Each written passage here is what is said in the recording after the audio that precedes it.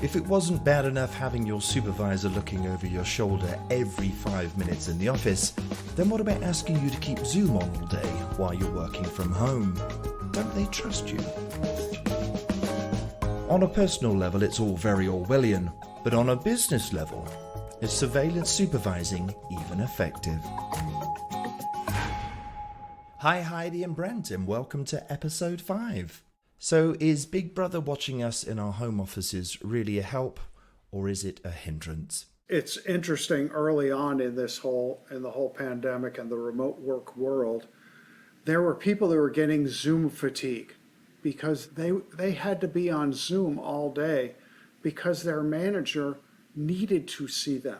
That's a very old-fashioned managerial style, management by walking around. Right. But that's how they felt that they were engaging with their staff, is by seeing them and talking to them. When in fact it was counterproductive because it was causing the employees to be fatigued and not getting their work done because they were too busy answering random questions. Right. On the traverse of what we're talking about, you can think about it from the organization side. They look at their productivity and their stock prices, and their performance has significantly gone down initially during the pandemic. And they blamed that on not just a pandemic, but everybody was working remotely.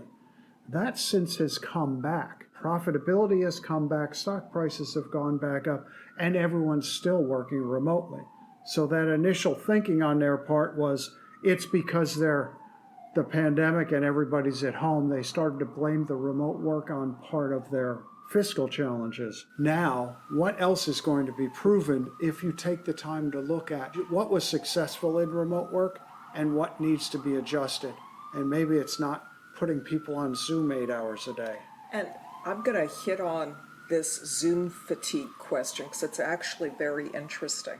We believe that things happen in meetings.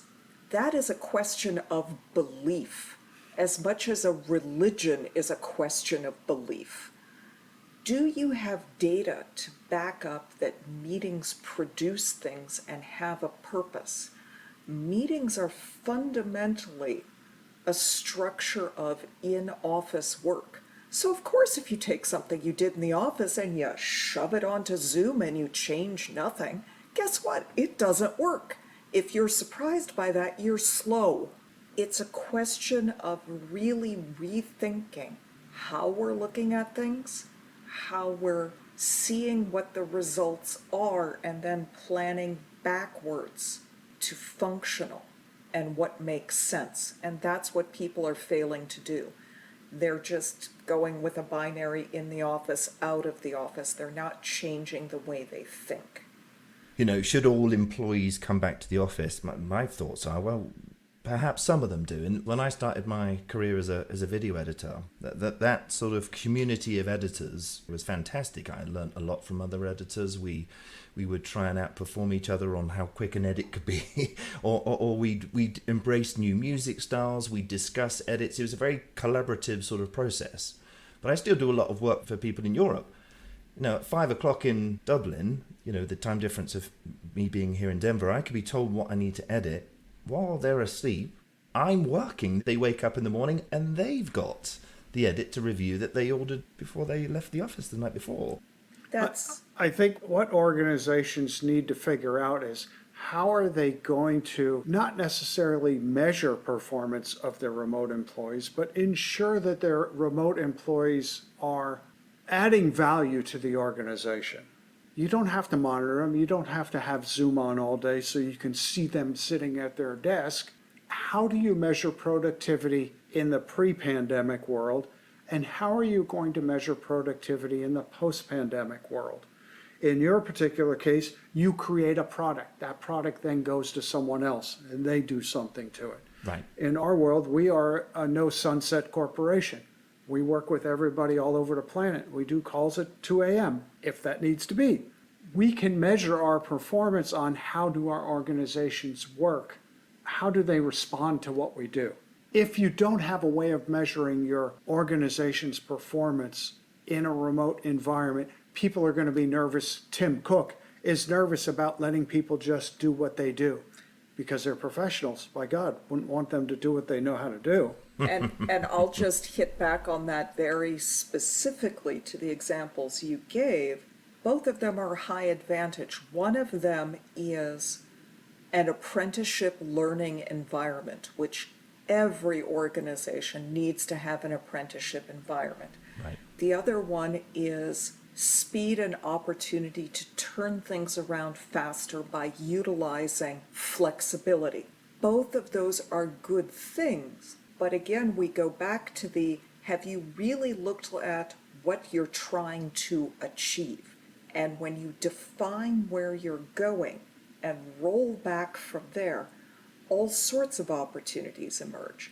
For example, with that apprenticeship approach, you could have a program that says we're taking on 6 new editors this year. Yep. Send out to the beginning of the year, every senior editor, these are the weeks that you are expected to be in the office to work with the apprentices, Right. and these are the topics and the skills that we expect you to train them in, support them in, query them on, bring them along with. And with that, you can have them taken off the rotation for a 2 a.m. editing job for that period of time where they're supporting the apprentices. Define where you're going and then think about how you're getting there. Yeah, and I think going back to what Brent was saying, my job, it's very easy to know when you open the inbox in the morning what I have done. So to measure my productivity is pretty straightforward. I wanted to come over to what's happening at Google. Google has been caught between insisting staff must report to a worksite multiple times per week, while a high-level executive just announced he'll be continuing his role from New Zealand. And this is a very inconsistent message. I mean, if one of your clients was proposing such a thing, what would your advice be? Don't be surprised when people quit. How's that for a starter? The human being is very sensitive to inequality of treatment, as anyone who has a brother or sister would know. So Right. Don't be surprised if you're going to implement policies like that and people leave. Right. The only people not leaving are the people who can't get a job someplace else. And that should really scare you. Yeah, I mean, Yeah. that Sometimes the people that stay around aren't necessarily the ones you want to stay around. Other times organizations will put golden handcuffs on people. You know, such good pay, such good benefits, such good retirement, that people are afraid to walk away. So there are different reasons why people leave. It's also generational. When you're young in your career, you're more than willing to bounce around from organization to organization to find something that you think fits you best. right. And I think that if you look at loyalty to companies has been eroding over decades. It's rare that you find someone who puts in an entire career. If loyalty as a reflex is eroding and transparency is going up, you can't keep things like that secret. And people will react. It was not a good look from Google. It remains not a good look. And I think staff at that particular organization are becoming much more cynical about getting what they can out of them and then leaving for something that is less ridiculous. And I will be the Google advocate. They probably had someone in their public relations department said, it is best if we just say this out loud instead of people finding out later. Yeah. Which, yes, but it's still a bad move. It still looks like one rule for you and another for us. However it's presented. A very cynical friend of mine, he is now working remotely and having no problems with it and enjoying it. He said he thinks the people in his company that have the biggest issue with working remotely are probably middle management, because it's very difficult to walk around looking busy. And again, this goes back to your productivity. How do you gauge productivity of someone in a middle management position? Well, let's talk about the design of an organization and how that came to be.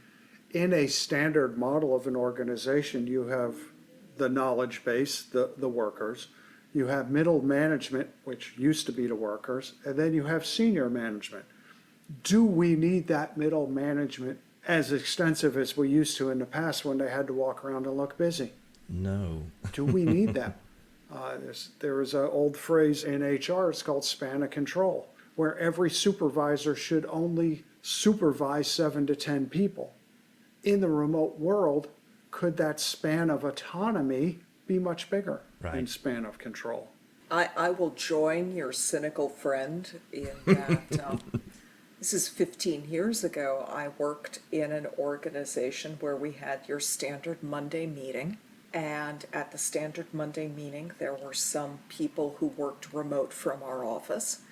And the person who talked longest and most without purpose was the person who felt that he had to show he had done something during the week. He took up, in a department of 15 people, easily half the meeting talking about everything he's done.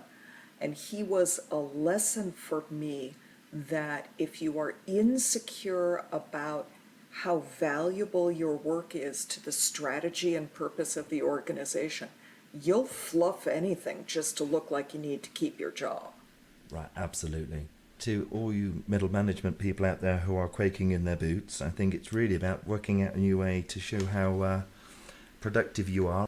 Well, it's an interesting question to ask, to loop back to your what about at the beginning of my career. Maybe that middle management role needs to become a development role to junior people on the team. Right. Just because the technology has leapt over the purpose of how you did your work previously doesn't mean there aren't new areas that desperately need your skills. I think we're going to get to the point where technology is advancing. Each generation is more technologically savvy than the previous. People will come to job interviews, they will impress, and the caveat will be, but I do need to work remotely. Of course, we all wish that COVID had never have happened, but this respite from business as normal, what do you hope your clients may have got from that experience? I guess I hope, as with any experience, you learn from it. Only if you conduct a real lessons learned, and that doesn't matter if we're talking about a project delivery to a client or if we're talking the COVID pandemic. It's a worthless sacrifice if you don't take the time to look at what did we learn out of this. And it really is. It's a time to learn. Society is shifting. Organizations need to shift. The world is moving. Keep up. Yeah, very good point. Very good point. I don't think things will quite be the same again. Thank you both for your incredibly informative insight into the changing world of remote working. What have we got to look forward to in our next podcast? I think we're looking at steering your organization. Ooh. Think about your organization like a really big boat.